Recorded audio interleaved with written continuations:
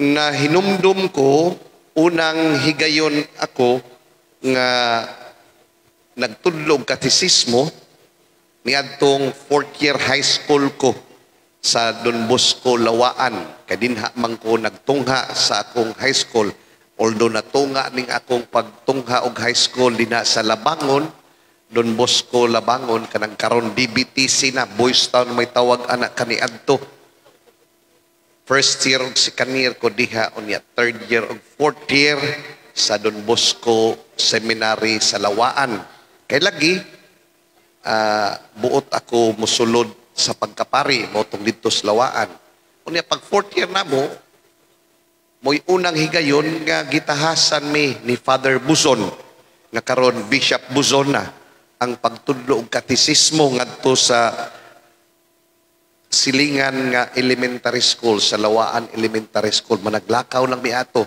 Unya sa pagpatudlo namo, nagid ko'y Paris, gitinagurhami niadtong panahon na fourth year mi, napo raman mi kabuok, so 5 ka classroom among tudluan. Unya guman sa usa classroom duha, murag na po ka seksyon, pero tinagurha mi, nagid ko'y Paris.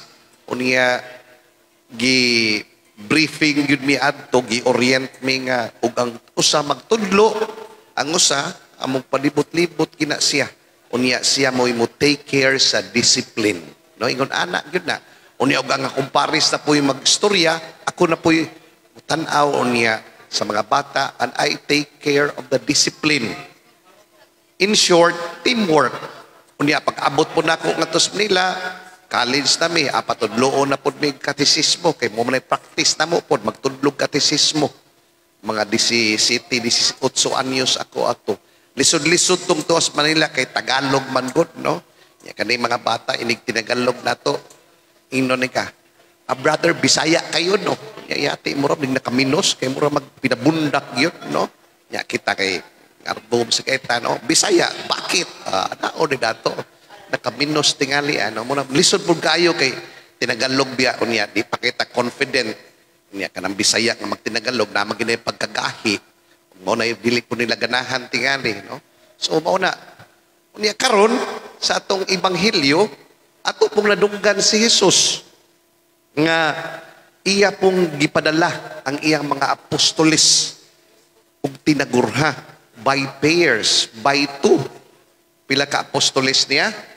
Pila day?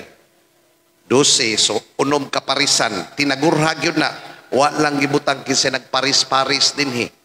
Motong una na ko ning nadunggan kining maong Ibanghilyo, mao nakaingon ko sa akong kaugalingon nga, mao day ni hinungdan nganong kami sa among panahon kaniadto, gani karon ang mga katikista murag daw ingon anak po na may katikista karon din he.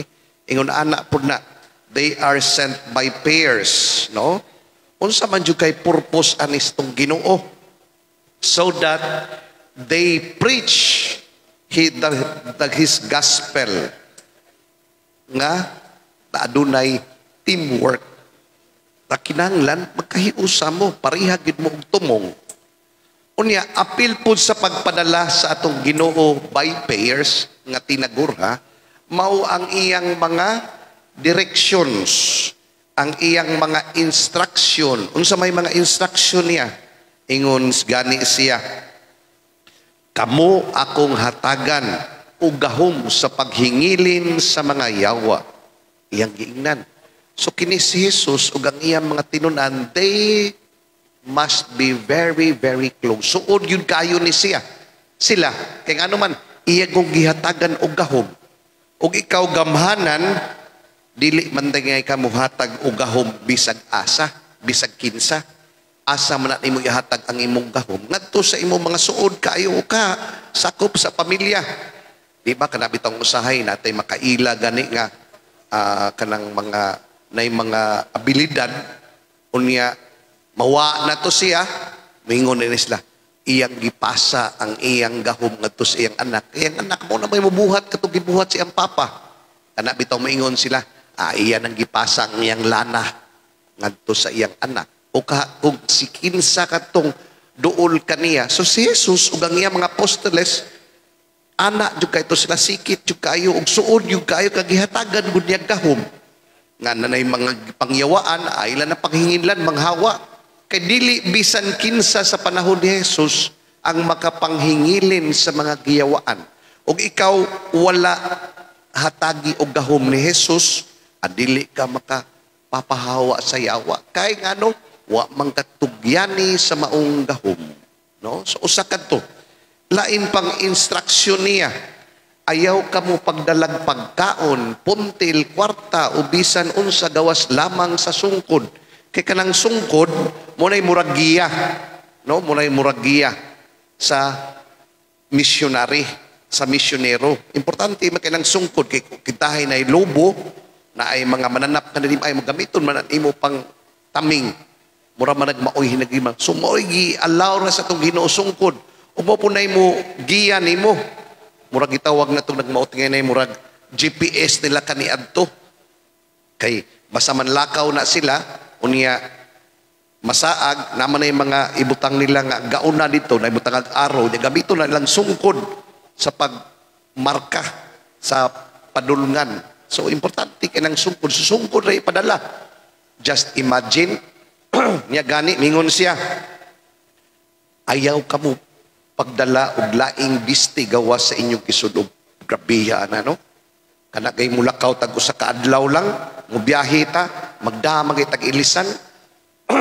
Pero nga itong Ginoong Jesus, iyag yung giingnan ng iya mga apostoles, ayaw ka mong pagdalag laing bisti gawas ka ng inyong gisudog. Kung sa may buot paabot sa atong Ginoo ni ini mga igsuon ko, nga sa pagsalig sa divine providence, pagsalig niya nga atong gisaligan, siya lamang. Siya lamang. Kay dili gyud mo maunsa, kay ako maoy nagpadala kaninyo. Amot og ila ba nang gituman gyud, wa ba sila magdalaglaing biste. O basta maunay gisulti sa atong Ginoo nga ang buot niya pasabot nga kay og aduna gud tay dadon sa may mahitabo. Kanang atong dadon mahimong distraksyon. Pero wa kay dadon, wala kay laing hunahunahon. Unsa mahimong laing hunahunahon? Ang misyon ra gyud, ang pagsakyaw sa maayong balita. Murag gud nag-apil na ko usahay ni ana, murag gud karon gud. Mabitaw nang nay mga simbahan nga ibutang yun na sila sa dili pa magsugod ang misa. Please switch off your cell phones to its silent mode. O dili mag-switch off to put it on its silent mode. Kay aron, dili mag-text-text. Kay magdala kag cellphone, unsa may mahitabo, distraction na kana. Ako magdala kong cellphone kay usahay na magyoy mga emergency. Pero usahay, huwag naman yung bata, na man mag-ambot ka. Kung sa'y bas gawas, kung emergency ka, huwag na ay nasakit sa balay, o niya, kinanglan ito, mag-o kinanglan, pero basig nag-tiktok lang ng tanaw lang tiktok niya, niya nagmisa ta din total giduka man ko, Father Lord, giduka man ko para magmata ko, tanaw lang sa akong tiktok ha, no, tanaw tiktok niya, no? So kung na kay laing dala, na kay instruction, I was just trying to imagine, brothers and sisters, nga ug si Jesus ti kay no naakaron din unsa ka iyang unsa ka instruction niya sa mga apostoles niya, kay karon kanong mga kaparian magdala magkuan gani magpada sa mga brothers ngadto sa usa ka mission, ingnon magid karon di man moingon og ginani nga way dadon ana nagidadon oy niya usa ginang cellphone niya moingon din ng pari o kamuha nga munlakaw na ra ba mo kinahanglan apil mo group chat, apil gid mo group chat, no? Kay anak niyo basaon niya ikaw ra ba kanang sa tong group chat di ka mo tan-aw, kay mailahan man nagdi mo tan-aw, di ba? Di ka mo apil gyud ka, no? Apil gyud ka para ang group chat, kung sa may purpose ang group chat, para magkahiusa, di ba? Magkahiusa, kadaghanan na niya, pananglitan ako sa akong pamilya, side ni Papa, na may group chat, side ni Mama, na apoy group chat, no? Munang kanas group chat, ang purpose diha, para magkahiusa, para magpahibaw anay ba? Alang sa kayuhan, dili kay mag-away, maglalis. Kay maglalis gani ako buhaton, leave the group dayon, mo ray buhaton kay samo kay tanan. So si Jesus kay karon ingon ana kita, oy pagbilin sa imong numero ha, kay importante kay daday mong cellphone para makontak ikaw. Lahi naman tong panahon ron. Pero ang panahon kani adtos tong Ginoo ingon anak kayano. That was how simple it was. Way dadun murag di juga ka-imagine ana kanala mga pari mamalhin adaghang kay mga daoy. Ya, di ginakalimtang laptop. Kay naaman nga na ang mga wali unsa pa na mga seminar nga ipanghatag. Bilib kay ko tong Padre Puryo. Kailan mo Padre Puryo? Ingnan to siya gikan sa Lourdes Paris. Karat mako dini ka dini ubo ako ha basig makuyawan mo dini ubo kuan lang nang karat lang usahay. Basig nay uban nagbugot na kung sa nis father ay lain makaning tutunla na ngano nagmisa-misa pa man siya.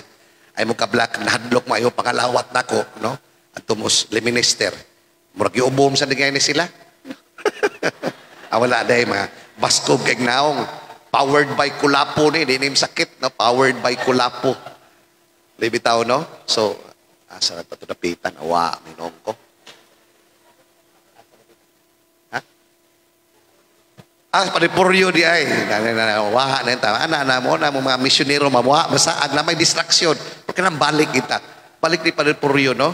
Giingnan siya ni Padre Provincial.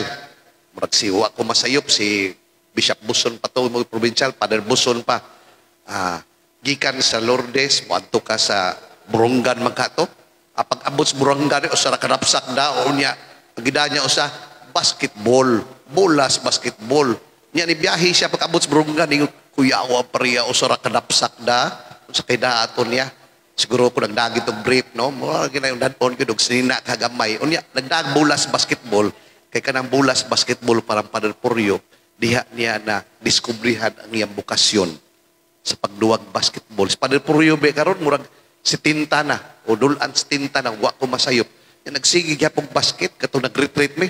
Ako sugpamdagan ako nakaingon wala kong pakita kayong hangos kay mauwaw ta. Kay dako kay kung manghod niya siya perting kusuga pa musutoy dagan. Yan gamay mas kay kaon gud, gamay kay kaon niya puro utan kamunggay ug naay humba isa likway.